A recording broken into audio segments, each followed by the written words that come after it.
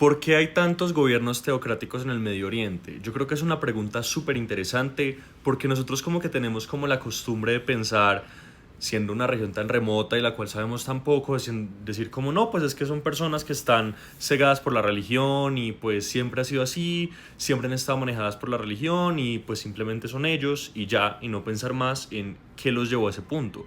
Pero en realidad nos habla mucho más de la realidad del mundo, la verdadera historia de cómo llegaron al lugar donde están los estados islámicos. Nosotros hoy en día percibimos el mundo islámico como un mundo supremamente intolerante y rígido con relación a sus normas religiosas, y hasta cierto punto es verdad. Si vemos como cuáles son los países que tienen religiones oficiales, es decir, que privilegian una religión sobre las demás, casi todos, no todos, quedan en el Medio Oriente y casi todos son países islámicos.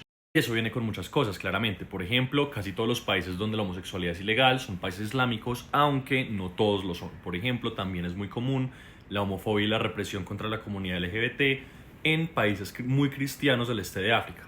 Pero no siempre ha sido así. Por ejemplo, esta es una imagen muy famosa y tengo que quedarme muy quieto para no mostrar a esta persona, pero es una pintura del siglo XIX de Jean-Léon Gérôme que se llama El encantador de serpientes y muestra cómo en el siglo XIX el mundo islámico era percibido como un mundo sumido en la depravidad sexual, moral, de todo. Entonces había consumo de drogas, había disidencias sexuales, había un montón de cosas que la buena sociedad de Europa no veía bien en ese entonces. Entonces, en realidad, nuestra percepción del Medio Oriente como atrasado no lo es. El Medio Oriente no está atrasado en el sentido de que mantiene las costumbres de antes, sino que evolucionó estas costumbres hiperconservadoras. ¿Y cuándo pasó esto? Casi todo lo podemos reducir a unas cuantas décadas. En particular, mientras en Occidente estábamos viviendo la revolución sexual y la liberación de muchos grupos en los 70s, en el Medio Oriente se estaba pasando por exactamente lo contrario.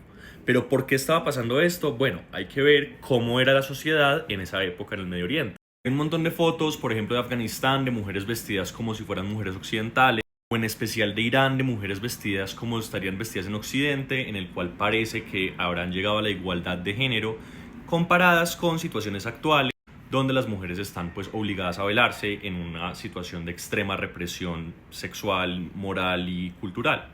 En esa época efectivamente no era normal en casi todo el mundo que las mujeres se velaran, incluso en grandes partes del mundo islámico. Pero esto no quiere decir que estos países fueran democracias liberales occidentales como las que tenemos nosotros en Occidente ahora mismo.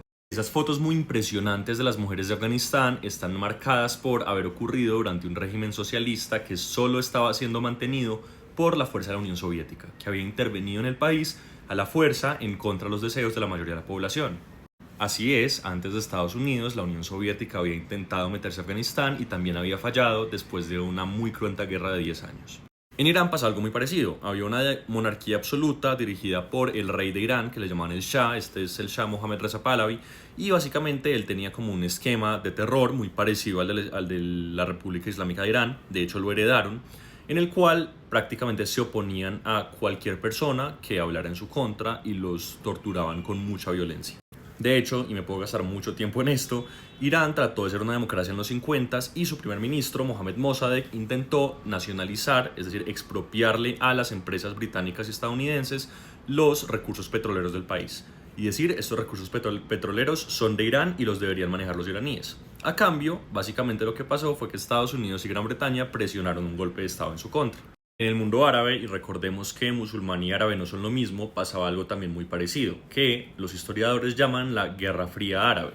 Una guerra entre, por un lado, los proponentes de un grupo político más conservador, tradicionalista, basado como en los grandes intereses de las élites del Medio Oriente, y por el otro, liderado bajo una ideología que se llamaba el socialismo árabe o el Baas, que básicamente lo que buscaba era unificar todos los países árabes bajo un gobierno socialista y anticolonial. Esta Guerra Fría hacía que en prácticamente todos los países árabes hubiera un bando de izquierda revolucionaria y un bando de derecha conservadora y que estuvieran en pelea a muerte prácticamente, con apoyo de cada uno de sus lados particulares. Y en particular, el lado izquierdista revolucionario lo que buscó hacer fue cooptar o asumir muchos de los intereses de las élites de las ciudades, de los grupos educados, y esos grupos usualmente eran educados en Occidente. Entonces tenían muchos de estos intereses occidentales de secularización, de alejarse de los intereses de la religión y de implementar como sistemas completamente laicos. también le servía mucho a esos regímenes claramente alejarse de otras fuentes de poder, como podían ser las monarquías tradicionales o pues los religiosos, los mulás, los imams y los otros grupos religiosos islámicos que les podían robar cierto poder. El gran líder del bando antirreligioso era Gamal Abdel Nasser, el líder de Egipto, pues que tomó el poder en un golpe de estado y siguió reinando casi hasta que su muerte. Y básicamente Nasser lo que buscaba era implementar un sistema como propio, que no era del todo occidental ni del todo soviético, pero claramente alejado del Islam. Lo que pasa es que una vez Nasser muere, esta idea prácticamente desaparece. Nasser tenía un montón de promesas sin cumplir: la unificación del mundo árabe, la derrota de Israel, la derrota de las potencias coloniales, y ninguna se cumplió. Y entonces, rápidamente, esta ideología del socialismo árabe empezó a pasar a ser la ideología de dictadores sin apoyo militar. Veamos, por ejemplo, el ejemplo de Irán, donde la oposición al régimen autoritario del Shah estuvo bajo la imagen del Ayatollah Khomeini. Un Ayatollah es un líder religioso muy importante en el Islam iraní, básicamente en el Islam chiita, que se celebra específicamente o que se cree específicamente en Irán. Y los ayatollahs eran la principal fuente por la cual se podía expresar oposición al régimen. Por eso es que en Los Simpsons Homero tiene una camiseta del Ayatollah. Hasta el 79 el Ayatollah era una figura de lucha y de resistencia en contra de una opresión.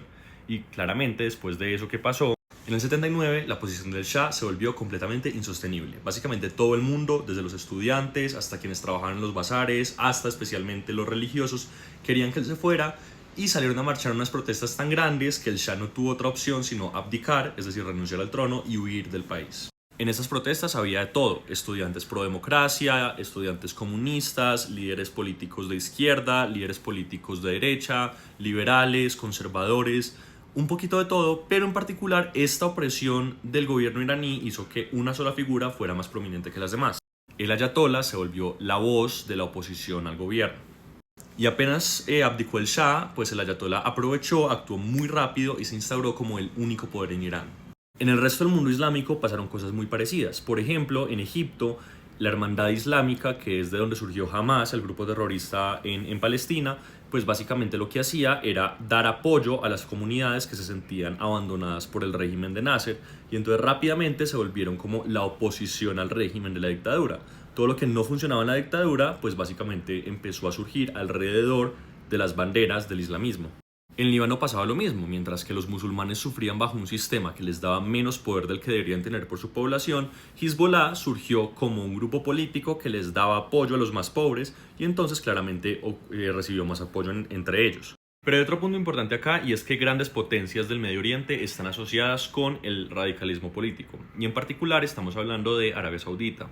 Los saudíes han lavado mucho su imagen, pero históricamente eran los grandes financiadores de una rama extremista del Islam sunita que se llama el wahabismo, que básicamente lo que hicieron fue usar toda la plata petrolera que tenían para establecer escuelas religiosas donde en prácticamente todos los países sunitas, donde se implementaba esta versión extremista del Islam.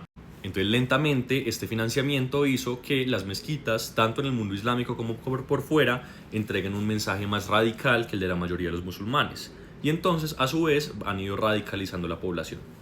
Así el mundo islámico pasó de ser, en el siglo XIX, una región demasiado tolerante a la diferencia, en el siglo XX una región que simplemente buscaba cómo occidentalizarse, a en el siglo XXI una de las zonas más conservadoras e intolerantes del mundo.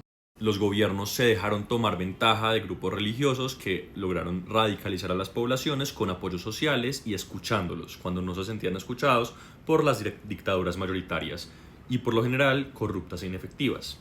Y esto nos da un mensaje muy preocupante, porque si pasó en el Medio Oriente también puede pasar acá, y lo hemos visto con la radicalización del discurso conservador y de derechas a través de la internet. Y como muchas veces personas que antes creían en igualdad de derechos pero con más presencia del mercado o con cierta ley y orden, ahora son personas verdaderamente retrógradas. Este grupo se está radicalizando así como se radicalizó el Islam en los 70s, y por eso es que es peligroso, porque al final lo que termina empezando como una simple oposición a un gobierno ineficiente, o lo que puede terminar pareciendo como una simple reacción a una situación donde la izquierda ha sido dominante en un territorio, termina siendo una sobrecorrección en la cual se vuelven regímenes despóticos y represores. Al final no se necesita más que unas cuantas derrotas, declive institucional y el financiamiento de una gran potencia externa para convertir incluso a las personas más tolerantes en fanáticos religiosos, acá y en Cafarnaúm.